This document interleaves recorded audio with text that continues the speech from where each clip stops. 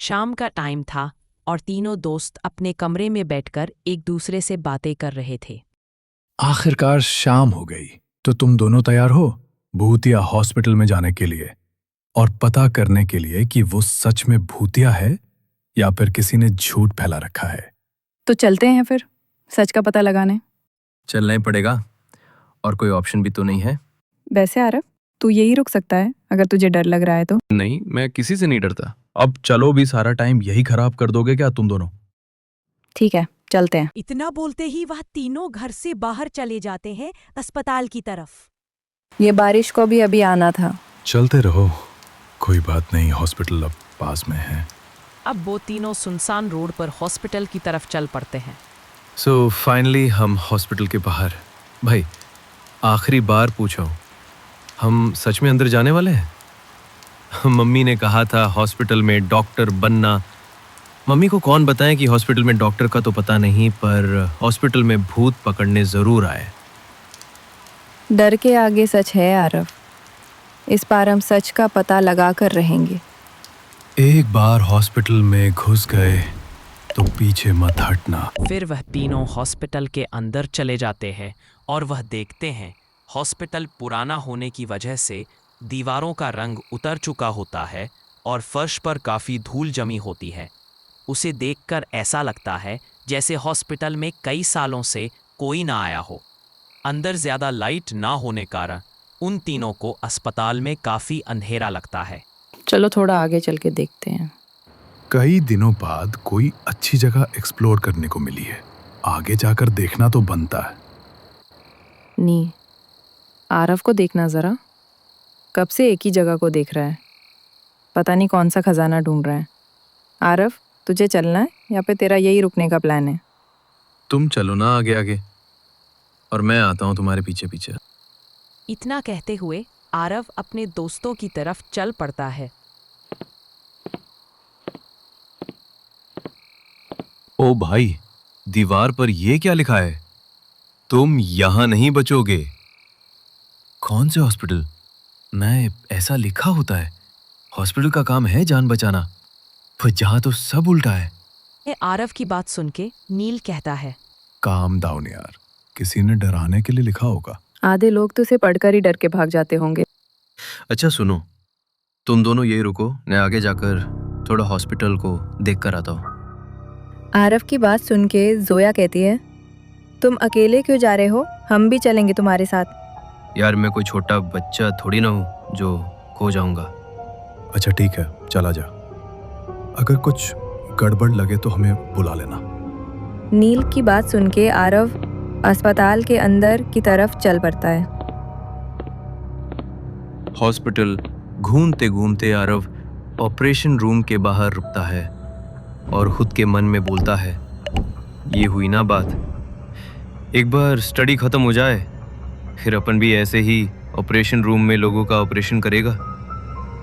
अब जहाँ तक आया हूँ तो ऑपरेशन रूम के अंदर जाकर भी देख लेता हूँ कौन सा उन दोनों को पता चलेगा। इतना कहकर आरव ऑपरेशन रूम के अंदर चला जाता है।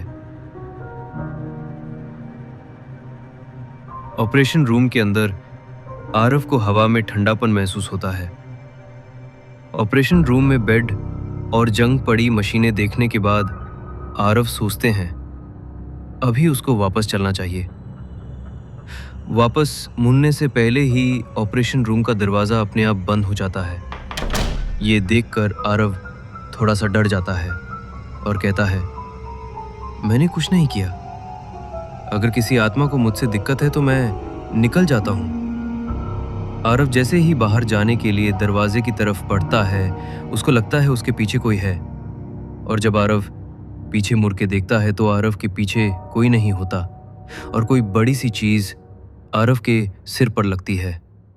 और इससे पहले आरव कुछ सोच पाता, आरव वहीं पे बेहोश हो जाता है। दूसरी तरफ नील और जोया कब से आरव का वेट कर रहे होते हैं।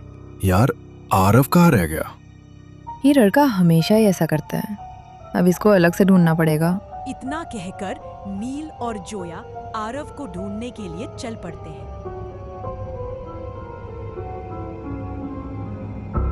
मुझे लगता है हमें एक बार सीढ़ियों से ऊपर जाकर देखना चाहिए, शायद आरव ऊपर कहीं हो।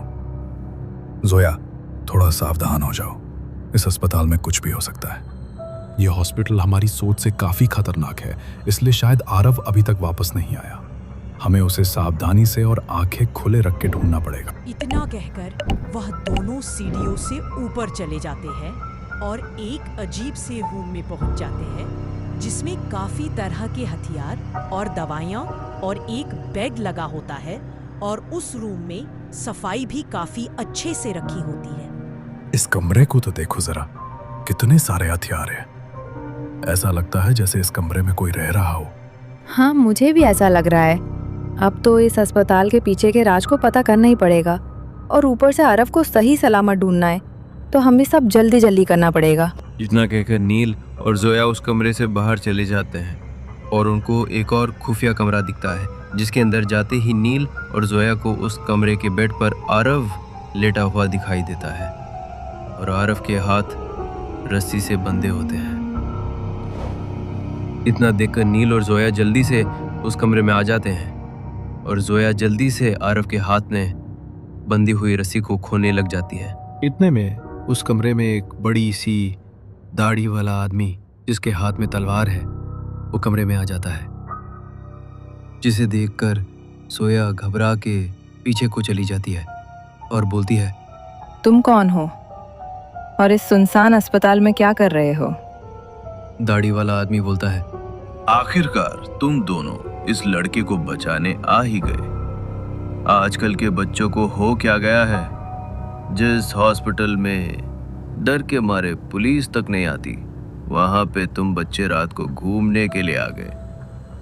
इतनी बात सुनते ही नील बोलता है, अच्छा तो अब समझा, तुम वही हो जिसने झूठी खबरें फैला रखी हैं कि अस्पताल में भूत है और जो भी इस अस्पताल में आता है वो कभी वापस नहीं जाता, और इसकी आड़ में तुम अपना धंधा चलाते हो जो कि हथियार बेचना है।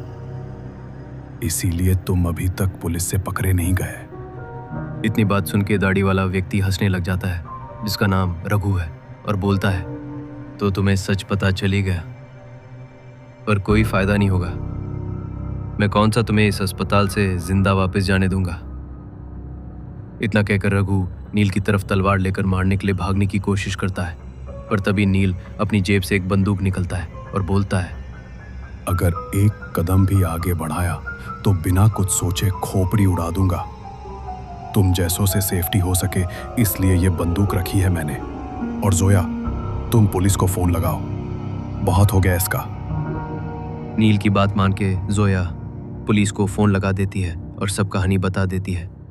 थोड़ी ही देर में उस अस्पताल में पुलिस आ जाती है और रघु को पकड़ कर ले जाती है, और रघु कुछ नहीं कर पाता और पुलिस अफसर बोलता है, तुम तीनों ने बहुत अच्छा काम किया।